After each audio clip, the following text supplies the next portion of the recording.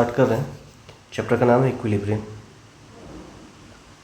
तो चैप्टर में पूछा है कि क्वेश्चन नंबर पहला देखते हैं कि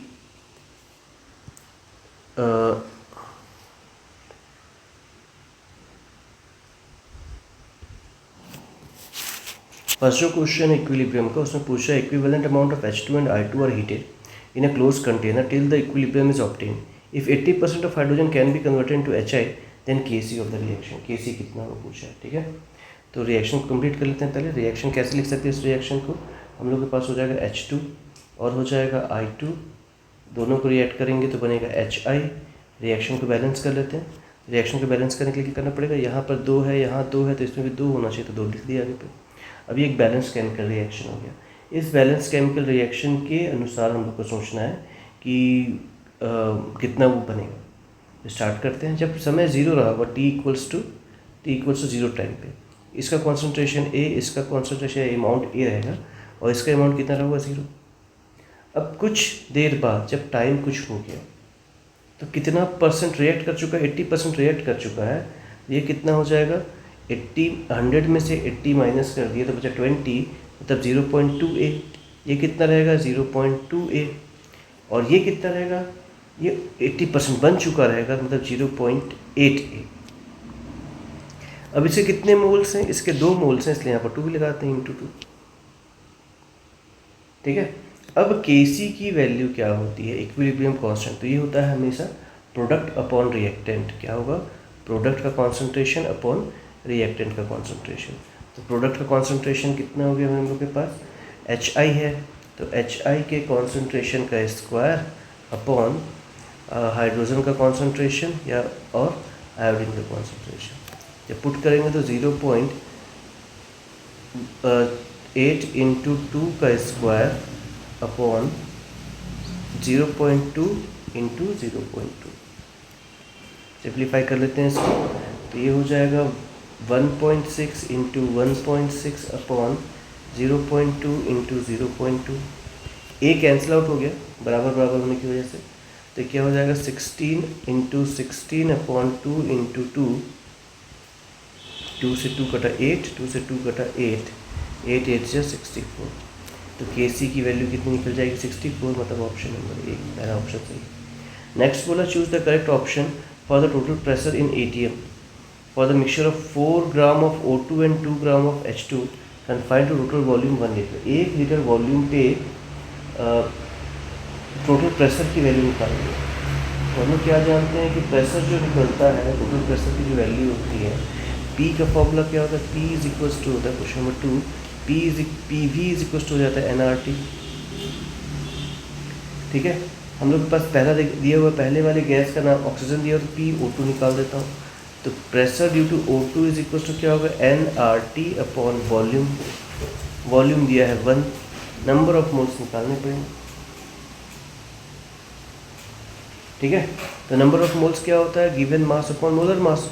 तो अगर पहले बात करें ऑक्सीजन का, तो P फॉर ऑक्सीजन कितना होगा? तो ये हो जाएगा, ये तो 1 ले लेंगे इसको, तो ये हो जाएगा 4/32 RT।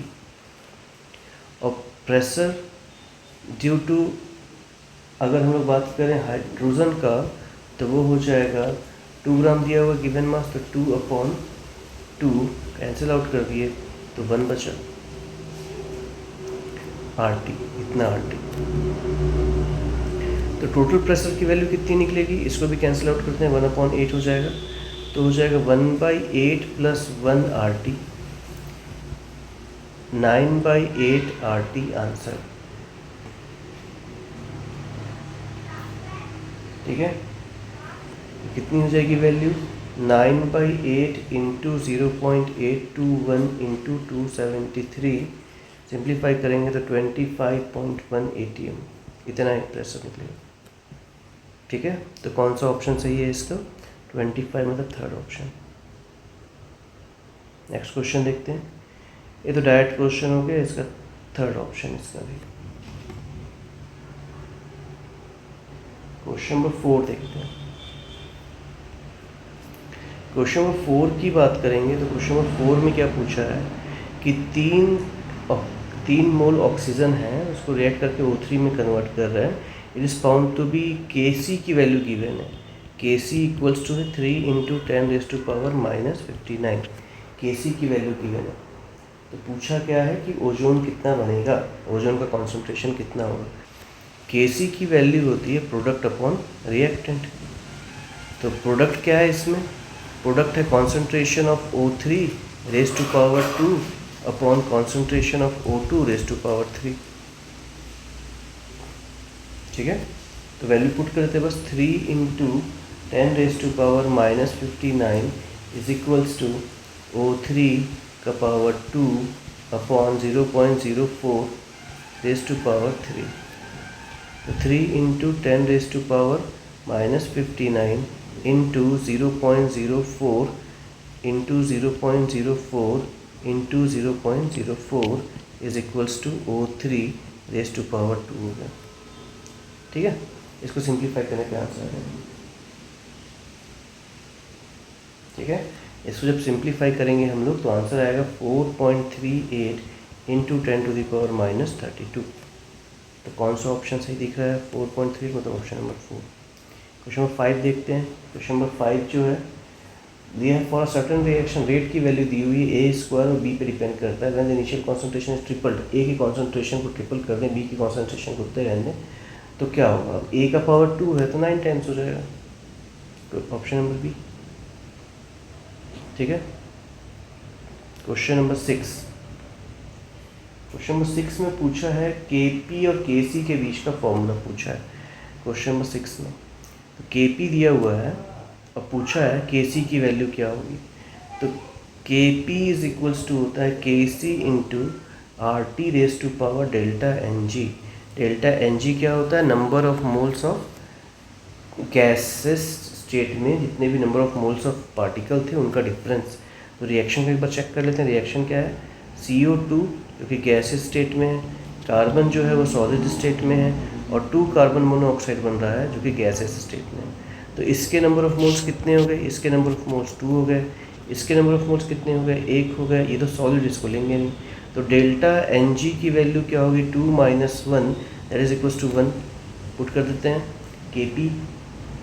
ठीक है, तो Kc इज इक्वल्स टू क्या है, Kp upon RT delta Ng।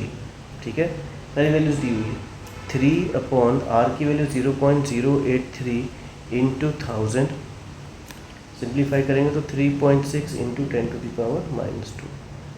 Question number 7 देखते हैं। क्वेश्चन नंबर 7 में क्या पूछा है कि which will be make a basic buffer. ठीक है, इसका तो बेसिक बफर वाला है, नंबर ऑफ मोल्स से कॉन्सेंट्रेशन निकाल देंगे और इसका कॉन्सेंट्रेशन ज़्यादा होगा उसके हिसाब से समझ सकते हैं। ठीक है, तो इसका ऑप्शन हो जाएगा ऑप्शन नंबर 3। नेक्स्ट क्वेश्चन है pH का, क्वेश्चन नंबर 8 क्वेश्चन बोला pH of 0.1 molar NaOH solution will be, pH कितना होगा। ठीक है, तो दो ऑप्शन तो शुरू में ही रूल आउट हो जाते हैं, 7.1 और 2, क्योंकि ये स्ट्रॉन्ग बेस है, और बाकी कॉन्सेंट्रेशन से जब चेक करेंगे तो एग्जैक्ट आएगा। अगर कोई अंदाज से भी मारना चाहता है तो आंसर इसका डायरेक्टली विद थर्ड ऑप्शन मार सकते हैं, ऑप्शन नंबर 6। फिर एक बार देख लेते हैं सॉल्व करके। ठीक है, तो OH का कॉन्सेंट्रेशन कितना दिया हुआ है, 0.1 है।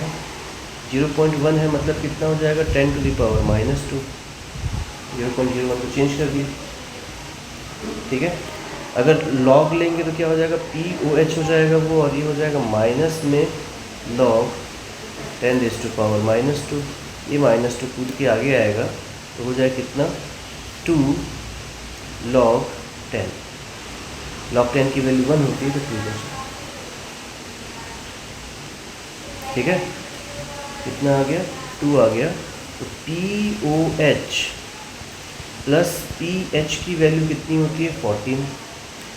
ये 2 है तो PH क्या हो जाएगा, 14 - 2 इक्वल्स टू 12 आंसर।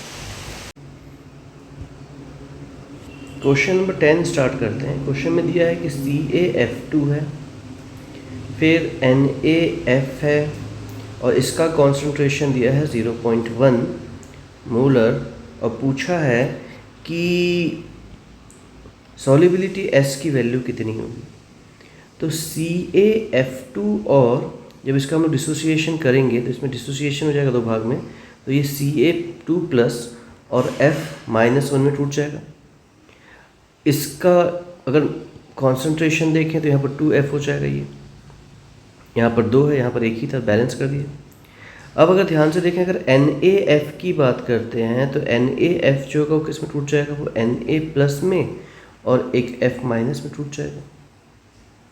अब अगर हम लोग देखें कि इन दोनों में ये कॉमन आयन है, तो इस पूरे डिसोसिएशन में या इस पूरे सॉल्यूशन की अगर बात करेंगे तो कंडीशन क्या निकलेगा कि शुरू में अगर इसका कॉन्सेंट्रेशन जो था, हम लोग कुछ देर बाद अगर देखते हैं तो इसकी सॉल्युबिलिटी अगर S है तो ये कि इसका दुगना होगा 2S होगा, और एक कॉमन आयन होने की वजह से इतना प्लस इसका कॉन्सेंट्रेशन हो जाएगा। तो हम लोग क्या कह सकते हैं, KSP की जो वैल्यू होगी वो प्रोडक्ट अपॉन रिएक्टेंट, तो प्रोडक्ट में कौन है, S और 2S प्लस कॉन्सेंट्रेशन और डिवाइडेड बाई 1, तो KSP का फॉर्मूला ये निकलेगा। ठीक है, और जो सॉल्युबिलिटी होती है 2S जो है ये इसके कंपैरिजन में बहुत छोटा होगा, तो इसको नेगलेक्ट कर सकते हैं। ठीक है, तो KSP की वैल्यू निकल जाएगी S × C, सिर्फ साइड चेंज करना है S का, तो हम लोग के पास मिल जाएगा। अच्छा, यहाँ स्क्वायर है, कॉन्सेंट्रेशन कितना है यहाँ पर, आगे में कोफिशिएंट क्या है 2, तो यहाँ 2 आएगा, तो कितना हो जाएगा, यहाँ C का स्क्वायर हो जाएगा। तो S की वैल्यू क्या होगी, KSP/C²। KSP की वैल्यू क्वेश्चन में गिवन है 5.3 × 10⁻11 और C की वैल्यू दी है 0.1 का स्क्वायर। ठीक है, ये पावर नेगेटिव होकर के ऊपर चला जाएगा, तो हम लोग के पास दो पावर कम हो जाएंगे, तो 5.3 × 10⁻⁹, ये आंसर हो गया सॉल्युबिलिटी का। मतलब ऑप्शन नंबर कौन सा सही है, ऑप्शन नंबर 3। नेक्स्ट क्वेश्चन देखते हैं, फाइंड, सेम क्वेश्चन है, निकल हाइड्रोक्साइड की वैल्यू दी हुई है और NaOH दिया हुआ है। OH दोनों में फिर से कॉमन होगा, तो अगर इस रिएक्शन को रिलेशन को लिखें तो क्या रिलेशन निकलेगा, NiOH ट्वाइस, जो होगा दो भाग में टूटेगा, Ni2+ और प्लस OH-, और यहाँ पर कितने हो जाएंगे, 2 हो जाएगा। फिर ये S है तो ये कितना होगा, 2S, और अगर कॉमन आयन इफेक्ट की वजह से देखें तो उसमें NaOH से भी एक निकलेगा, जितने उसका कॉन्सेंट्रेशन इतना +C, सेम आ रहा है। यहाँ पर भी 2 है, तो हम लोग के पास क्या निकल जाएगा, KSP = S × 2S + C का स्क्वायर। फिर 2S जो होगा बहुत छोटा होगा C से, तो हम लोग फिर से हटा सकते हैं 2S को, तो वैल्यू बचेगा S × C²। KSP की वैल्यू, तो KSP/C² = S आ जाएगा। इस हिसाब से निकाल तो S की वैल्यू क्या हो जाएगी, एकदम सेम क्वेश्चन है पिछले वाले जैसा, तो 2 × 10⁻⁵/0.1 का स्क्वायर, तो फिर दो पावर कम हो जाएंगे, तो हो जाएगा आंसर 15 था, तो हो जाएगा 2 × 10⁻⁻13। तो कौन सा ऑप्शन सही लग रहा है इसका, ऑप्शन नंबर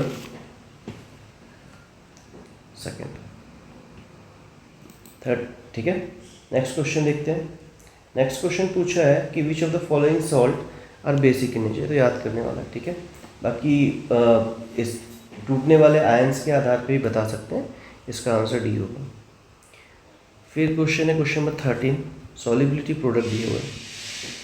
ठीक है, सॉल्युबिलिटी प्रोडक्ट ऑफ सॉल्ट, फिर सेम क्वेश्चन ही है, solubility product of salt of type AB दिया हुआ है, and what is the molarity of its standard solution.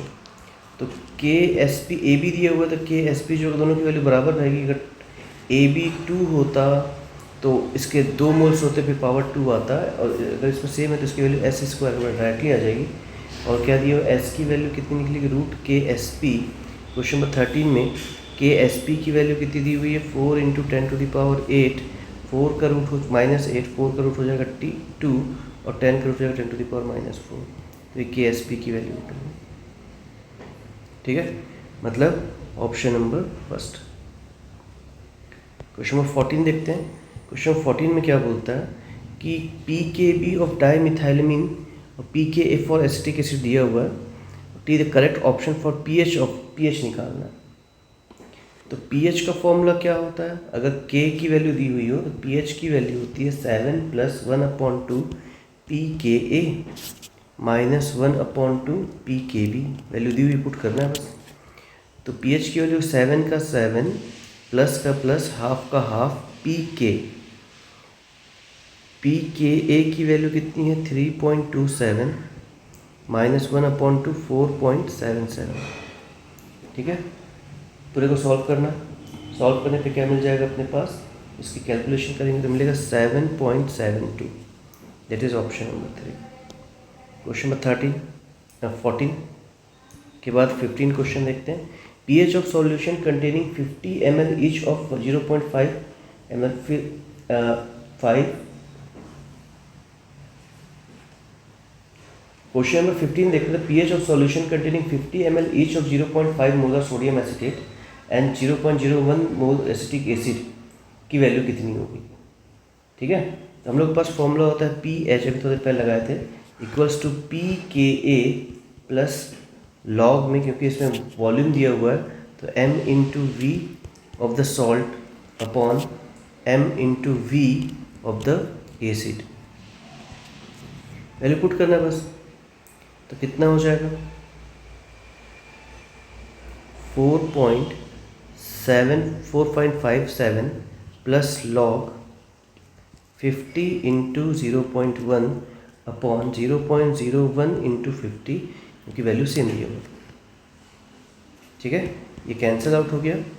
इसको सॉल्व करेंगे तो ऊपर में 10 चला जाए, 10 बच जाएगा, तो बचेगा 4.51 प्लस लॉग 10। लॉग 10 में कितने जीरो हैं? 1। अगर 1 जीरो है तो वैल्यू 1 हो जाएगी। तो 4.51 प्लस 1 इक्वल्स टू 5.51 आंसर। तो 5.57, सॉरी ये 7 था, तो 5.57 आंसर आ जाएगा। तो ऑप्शन नंबर 4 सही है। Question number 16। क्वेश्चन नंबर 16 में क्या पूछता है?